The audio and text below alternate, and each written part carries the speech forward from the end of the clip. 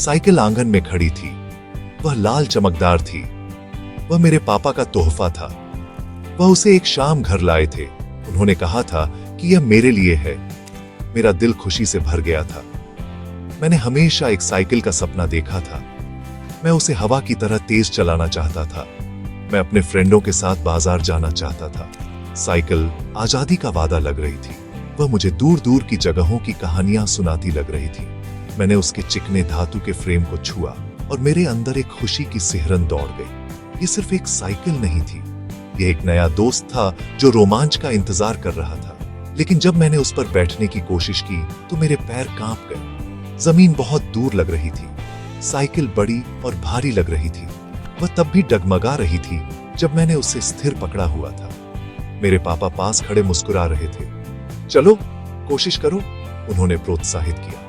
मैंने एक पैर पैडल पर रखा। मैंने थोड़ा धकेला। साइकिल एक तरफ झुक गई। मैंने जल्दी से अपना पैर वापस जमीन पर रख दिया। डर, ठंडा और अचानक मेरे दिल को जकड़ लिया। क्या होगा अगर मैं गिर गया? क्या होगा अगर मुझे चोट लग गई? चमकदार लाल साइकिल अब दोस्त नहीं लग रही थी। वह एक बड़ा डरावना राक्षस लग रही थी जो मुझे गिराना चाहता था। मेरे पापा ने मेरी आंखों में डर देखा। वह पास आए और सीट के पीछे से पकड़ा। उनका हाथ मजबूत और स्थिर था। मैं यहां हूं, उन्होंने धीरे से कहा। मैं तुम्हें गिरने नहीं दूंगा। उनकी आवाज शांत और आश्वस्त करने वाली थी। ये ठंड के दिन एक गर्म कंबल की तरह थी। मैंने गहरी सांस ली। उनके हाथ के सहारे मैं फिर से साइकिल पर चढ़ा। इस बार ये इतनी डरावनी नहीं लग रही थी। वह अभी भी डगमगा रही थी, लेकिन मुझे पता था कि मेरे पापा वहां थे। उन्होंने उसे मजबूती से पकड़ा हुआ था। मुझे अपने अंदर साहस की एक छोटी सी चिंगारी महसूस हुई। शायद, बस शायद, मैं यह कर सकता था। उस पहले दिन हम ज्यादा दूर नहीं गए। हम बस अपने छोटे से आंगन में आगे पीछे गए। मैंने हैंडल बार को इतनी कसकर पकड़ा हुआ था कि मेरी उंगलियां सफेद पड़ गईं। मैं अपने पैरों की तरफ देखता रहा। मुझे आगे देखने में डर लग रहा था। मेरे पापा धैर्य से मेरे बगल में चले। उन्होंने मुझे तेज चलने के लिए नहीं कहा। उन्होंने मुझे यह नहीं बताया कि क्या करना है। वह बस चलते रहे। उनका हाथ सीट पर एक स्थिर, लगातार मौजूदगी था। उनकी चुप्पी किसी भी शब्द से ज्यादा आरामदायक थी। इसने मुझे बताया कि डरना ठीक है, अपना समय लेना ठीक है। यह मेरी यात्रा थी और वह मेरे साथ चलने के लिए वहां थे। अगले कुछ दिन छोटी छोटी मुश्किलों का एक साइकिल थे। हर शाम जब मेरे पापा काम से लौटते थे तो हम आंगन में जाते थे। रूटीन वही था। मैं साइकिल पर चढ़ता। मेरा दिल डर और उत्साह के मिश्रण से धड़कता रहता। मेरे पापा सीट पकड़ते और हम अपनी धीमी यात्रा शुरू करते। कभी कभी सामने का पहिया अचानक मुड़ जाता। मैं लगभग अपना संतुलन खो देता, लेकिन उनका हाथ हमेशा वहां होता, झुकने को ठीक करता, मुझे सुरक्षित रखता। उन्होंने कभी एक बार भी नहीं कहा, तुम ठीक से नहीं कर रहे हो। उन्होंने बस मुझे अपनी छोटी छोटी गलतियों से सीखने दिया। मैंने पड़ोस के दूसरे बच्चों को देखना शुरू किया। वे अपनी साइकिल इतनी आसानी से चलाते थे। वे सड़क पर एक दूसरे से रेस लगाते हुए हंसते और चिल्लाते थे। वे इतने आजाद और खुश लगते थे। मैं उनके जैसा बनना चाहता था। मैंने देखा कि वे मोड़ों में कैसे झुकते थे। मैंने देखा कि वे एक स्थिर लय के साथ पैडल कैसे धकेलते थे।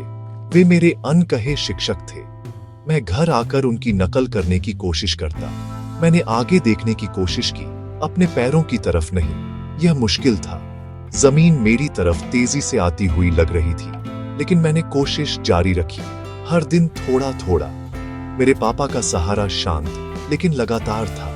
उन्होंने मुझे कभी मजबूर नहीं किया। अगर मैंने कहा कि मैं थक गया हूं, तो वह बस सिर हिलाते और कहते, हम कल फिर कोशिश करेंगे। वह समझते थे कि सीखने में समय लगता है। उनका धैर्य एक बड़ा उपहार था। इसने मुझे अपना साहस खोजने की जगह दी। एक शाम मैंने कुछ नया देखा। वह सीट को सिर्फ 2 उंगलियों से पकड़े हुए थे। वह अब उसे कसकर नहीं पकड़े हुए थे। वह मुझे अपना संतुलन खोजने दे रहे थे। मैंने कुछ नहीं कहा, उन्होंने कुछ नहीं कहा। यह हमारे बीच एक खामोश समझौता था। वह मुझे बिना शब्दों के बता रहे थे कि उन्हें मुझ पर विश्वास है। धीरे धीरे मुझे अधिक आत्मविश्वास महसूस होने लगा। डगमगाना कम हो गया। मैं बिना घबराए कुछ फीट तक पैडल कर सकता था। मैंने हैंडलबार पर लगी छोटी घंटी भी बजाने में कामयाबी हासिल की। खुशहाल ट्रिंग ट्रिंग की आवाज एक छोटी सी जीत की तरह थी। इसने मुझे मुस्कुराया, मेरे पापा भी मुस्कुराए। ये खुशी का एक साझा पल था। हर छोटा सुधार, चाहे कितना भी छोटा क्यों न हो, एक कदम आगे था। यह एक घर बनाने जैसा था, एक एक ईंट करके। यात्रा धीमी थी, लेकिन मैं सही दिशा में आगे बढ़ रहा था। लाल साइकिल फिर से एक दोस्त जैसी लगने लगी थी। फिर वो दिन आया जिसका मुझे डर था। मैं बहादुर महसूस कर रहा था। अप्पा, छोड़ दो, मैंने कहा। मेरी आवाज मुश्किल से सुनाई दे रही थी। उन्होंने एक पल के लिए हिचकिचाया, फिर धीरे से अपना हाथ हटा लिया। एक शानदार सेकंड के लिए मैं उड़ रहा था। मैं खुद ही सवारी कर रहा था। हवा मेरे चेहरे पर थी। मैं आजाद था, लेकिन मेरे उत्साह ने मुझे लापरवाह बना दिया। मैंने हैंडलबार को बहुत तेजी से मोड़ दिया। साइकिल तेजी से घूम गई। दुनिया उलट गई। अगली बात जो मुझे याद है, मैं कठोर धूल भरी जमीन पर था। मेरे घुटने पर खरोंच लग गई थी और खून बह रहा था। मेरे पैर में तेजी से दर्द हुआ। मेरी आंखों में आंसू भर आए। ये सिर्फ शारीरिक दर्द नहीं था, यह असफलता का दर्द था। मुझे गहरी निराशा महसूस हुई।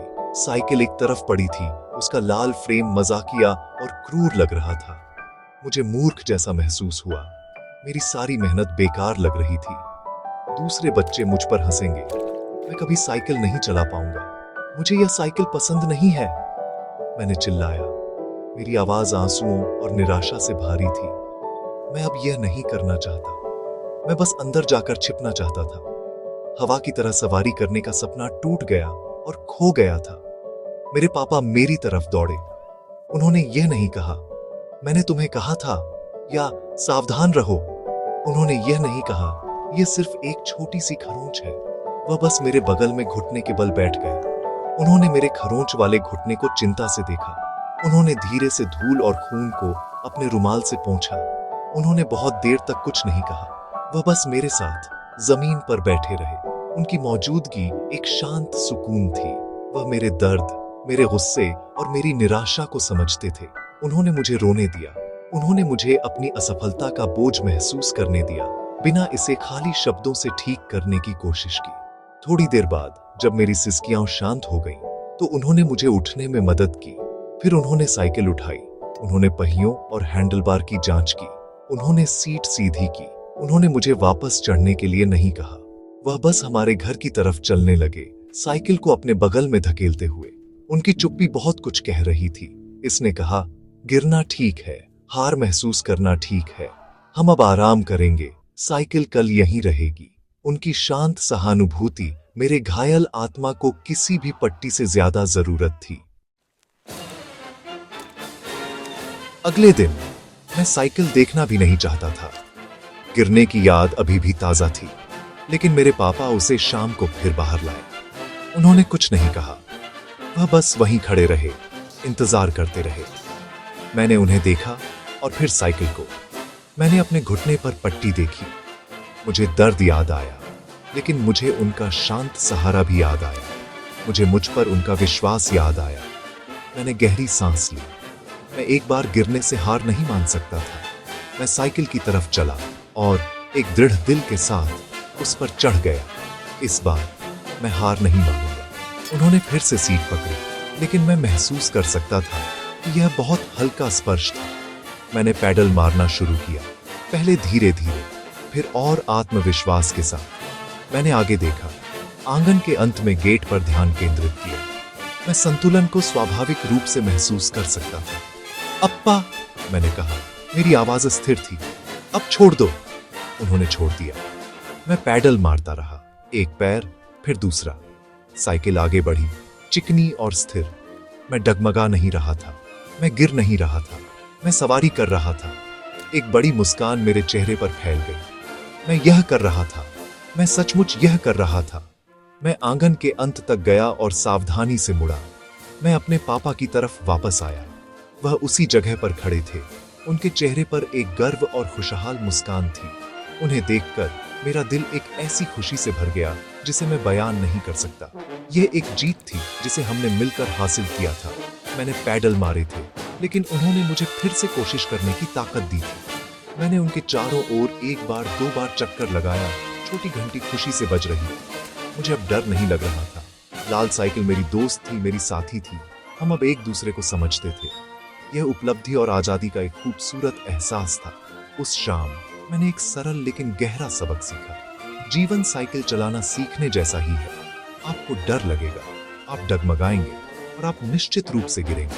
इससे चोट लगेगी और आप हार मानना चाहेंगे। लेकिन रहस्य धैर्य रखना है। रहस्य हर बार गिरने के बाद उठना और फिर से कोशिश करना है। उन लोगों के शांत सहारे से जो आपसे प्यार करते हैं और अपने दिल में थोड़ी सी हिम्मत के साथ आप अपना संतुलन पा सकते हैं। आप चुनौतियों के माध्यम से सवारी करना सीख सकते हैं और अंततः आप अपने चेहरे पर हवा महसूस करेंगे और आप आजादी की मीठी खुशी का स्वाद लेंगे।